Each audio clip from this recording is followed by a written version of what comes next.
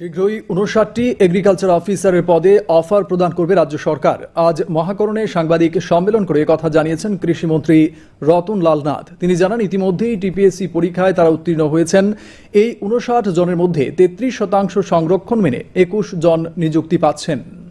বেশ কয়েক মাস আগে ৬০ জন এগ্রিকালচার অফিসারদের নিয়োগ করার জন্য টিপিএসসির কাছে আমরা পাঠিয়েছি। 60 পোস্টের মধ্যে টিপিএসসি পরীক্ষা নেওয়ার পর আমাদেরকে 59 জন 59 অফিসার কোয়ালিফাইড করেছে এগ্রিকালচার অফিসার হিসেবে।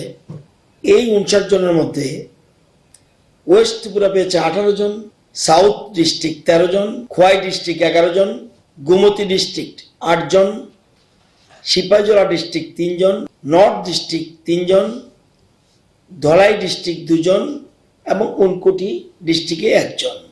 তাদের অতি সত্বর আমরা অফার ডিস্ট্রিবিউশন করব।